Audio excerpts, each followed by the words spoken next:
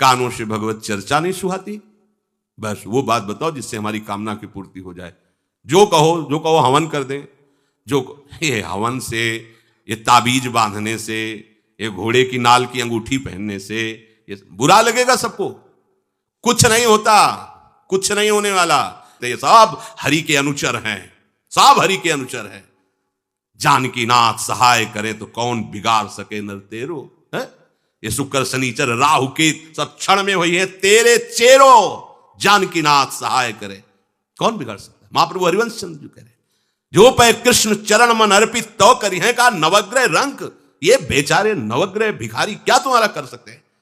यदि तुम बादशाह श्री कृष्ण के दास हो तो ये चाहे जिस नक्षत्र में बैठे हो तुम्हारे अनुकूल चलेंगे, तुम्हारे अनुकूल चलेंगे। अपने को चढ़ा दो श्री हरि के चरणों में और हरि से विमुख हो तो, लेकिन ये सेवक हरि के हैं और हरि के तुम विमुख हो तो ये प्रसन्न हो ही नहीं सकते, तुम्हारा पतन ही होगा। पर ये संसार समझता नहीं, भगवान नाम से मतलब नहीं, भगवत आराधना से मतलब नहीं।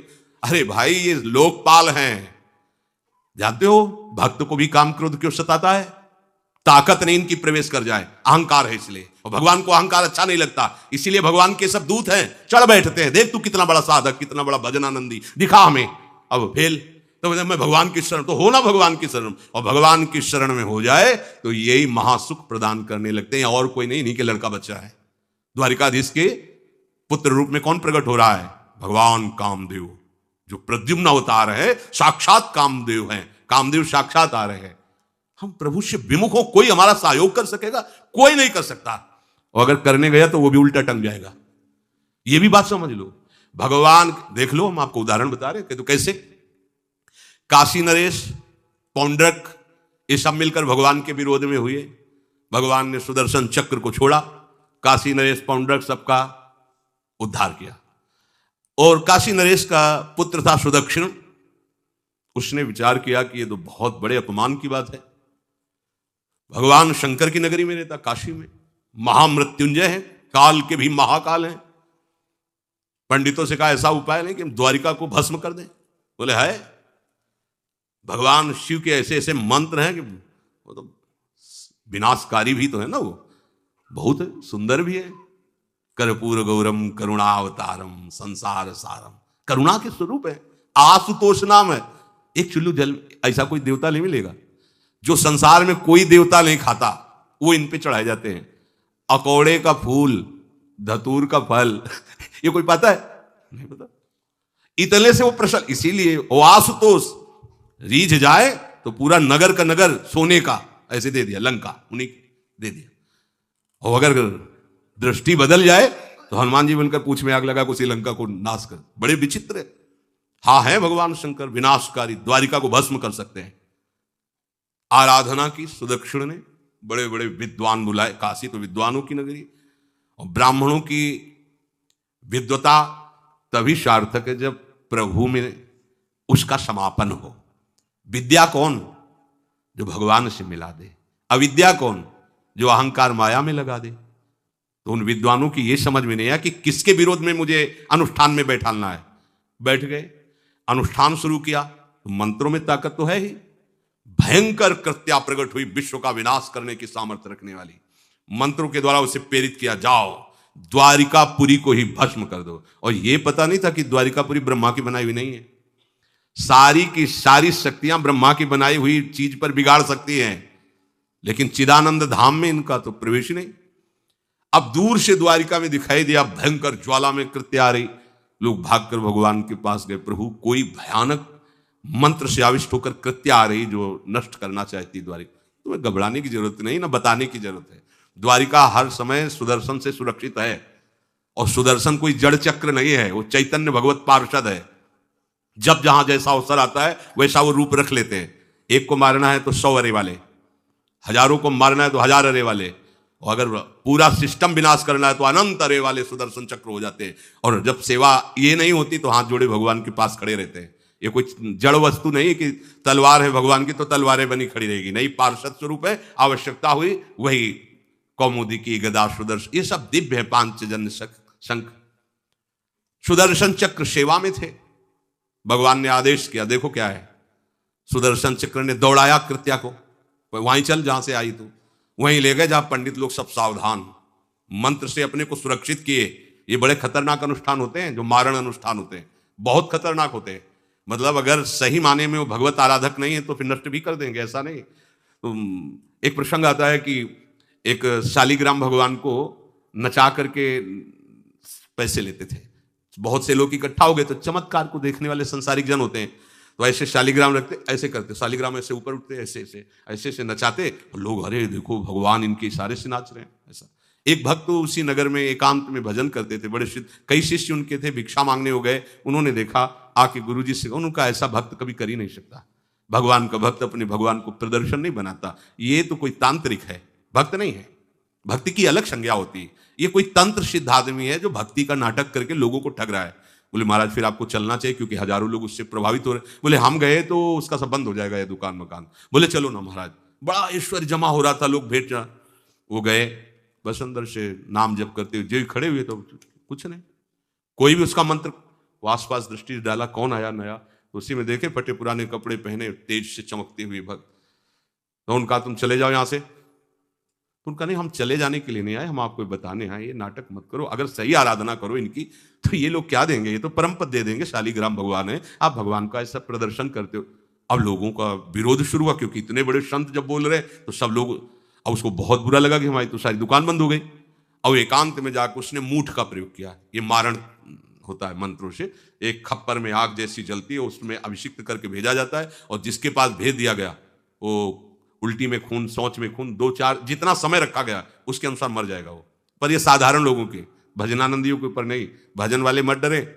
साप ताप रोग शोक, किसी का श्राप भी आपको छू नहीं सकता, कोई ताप, कोई दोष, कोई रोग, कोई मारण, कोई मूठ, किसी की सामर्थ्य नहीं। राधा राधा राधा, जिनके चरणों में सुदर्शन चक्र बसता है वो है किशोरी जी, जो लाल जो हाथ में रखते हैं ना, श्री जी के चरण चिन्हों में सुदर्शन चक्र है।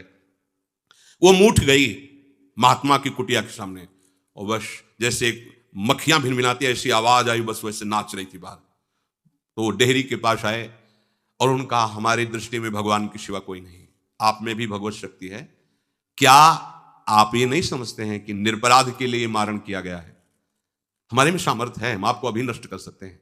अरे भगवान के नाम में आप जाओ और उनको दंड दो। कोई मंत्र नहीं पड़े थे, मूठ वापस हुई और मुंह से खून, सोच से उन्हीं के त्राहिमाम मच गया। फिर उनको लगा कि मुझे जाना चाहिए उसकी रक्षा के लिए, गए, भगवान नाम स्पर्श करते हुए इसे माथे पे हाथ, सब शांत हो गया। बोले अब अवसर हम दे रहे हैं, अब नाम जप कर लो, नाटक बंद करो। उस चरणों में गिरा, उसी दिन शिष्य बन गया। तो सुदर्शन चक्र ने कृत्या को नष्ट नहीं किया, वहां द्वारिका में दौड़ाया। जब काशी पहुंची, काशी भगवान विश्वनाथ जी के त्रिशूल में बसी हुई है और शिव की दृष्टि से सुरक्षित है। जो वहां श्रद्धापूर्वक वास करे उसका मोक्ष अनिवार्य है, तारक मंत्र देकर शिव करते हैं। पर उस कृत्या को सुदर्शन ने नष्ट किया, और जितने ब्राह्मण थे सबका राधे राधे, और पूरी काशी में आग लगा दी। तो विश्वनाथ जी मुस्कुराए, नाराज थोड़ी, क्योंकि विश्वनाथ जी ने कह दिया था यदि ब्राह्मण विरोधी कोई है तो हमारा ये मारण काम कर जाएगा। उनको ये समझ में नहीं आया कि नमो ब्रह्मण्य देवाय भगवान का नाम है, वो जानते थे। तो कोई भी भगवत विरोध भाव लेकर के किसी भी देवता की आराधना करके कुछ नहीं होने वाला, किसी भी देवता। एक तांत्रिक बहुत वो संतों को परेशान करता था, धर्म सम्राट स्वामी श्री करपात्री जी महाराज, ये बहुत पुरानी बात नहीं है। उन्होंने, संतों ने आगे बताया कि बहुत अपमान कर देता है। उन्होंने कहा ठीक है, गए, हाँ भाई शुरू हो जाओ तुम, जितना तुम्हारे पास तंत्र है हम एक भी मंत्र नहीं बोलेंगे, दंड लिए हुए हम एक भी मंत्र नहीं बोले, हम केवल खड़े हैं, तुम प्रयोग करो। वो जो उसके तंत्र के प्रयोग, नारायण नारायण नारायण नारायण, कुछ नहीं बोले। अब हम प्रयोग करें तो उठा, साष्टांग दंडोत हुआ। बोले आप धर्म सम्राट करपात्री जी हैं क्या? क्योंकि इतनी सामर्थ्य केवल उन्हीं में है जो मुझे रोक सके दूसरे। बोले बंद कर दो, दोबारा शिकायत नहीं आनी चाहिए हमारे पास।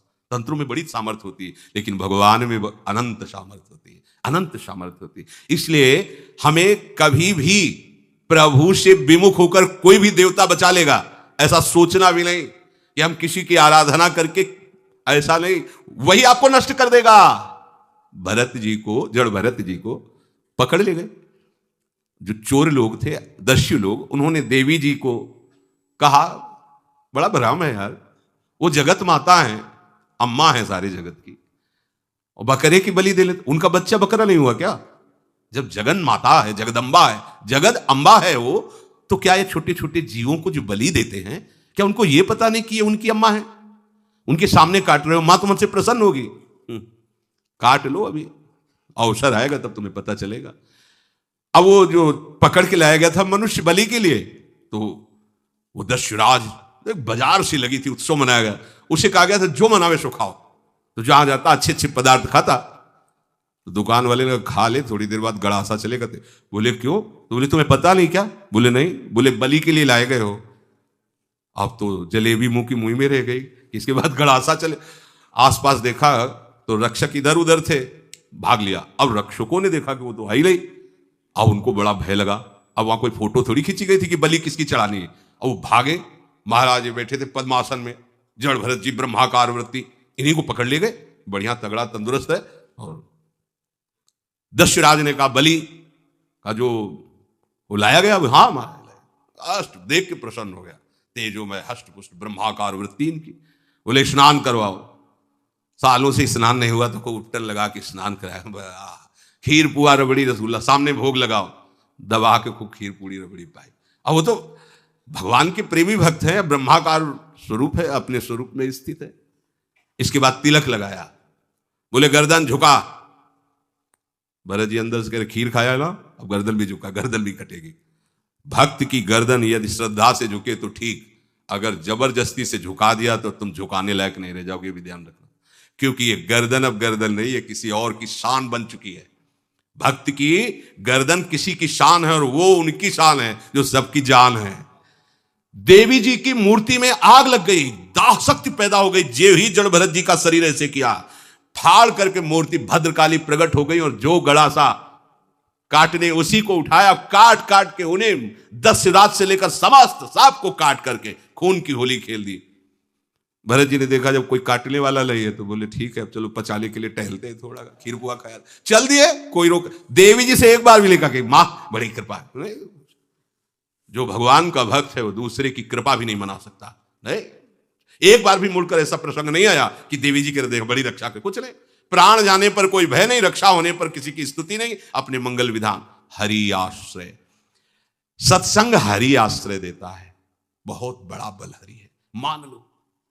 एक दिन आपसे कह रहे थे कि जब आपने देखा नहीं उनको, उनसे बात नहीं हुई, और आप उनके जनों से बात सुनकर उनकी तरफ चल पड़े, इस बात से हरि आपके ऋणी हो जाते हैं, भगवान इसी बात से ऋणी हो जाते हैं।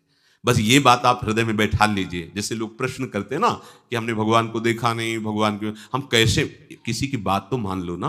आप मान लो, वो तो आपके अंदर भी बैठे हुए हैं, वो आपको इतना प्यार देने लगेंगे, जहां कोई सहायक नहीं होगा वहां हरि आपको दिखाई देंगे। देख लेना, बिगड़ी ऐसे क्षण में बन जाती है, ऐसा लगता है गला कटा तो वो तलवार गले तक आएगी, हार बनकर सुगंधित फूल बन जाएगी, पर गले तक आने आने तक तुम्हारी निष्ठा देखी जाएगी। नहीं नहीं, बस मेरे हरि का यही विधान, वो आते आते हार बन जाएगी, वो तलवार तुम्हारा गला नहीं काट पाएगी, क्योंकि गले में हरि नाम चल रहा है। मान लो हमारी महालक्ष्मी चरण चापती रहती, क्या चाहिए तुम्हें, क्या चाहिए? आप सच्ची मानिए, क्या मतलब कितनी मलिनता छा गई है। हम इसको मार देंगे तो 2 लाख रुपए मिल जाएंगे, ये कर देंगे तो, अरे भैया अगर तू हरि नाम जपेगा तो इसकी कीमत नहीं है, कीमत नहीं, अमूल्य वस्तु है, इसके ब्याज में तू कुबेर बन सकता है।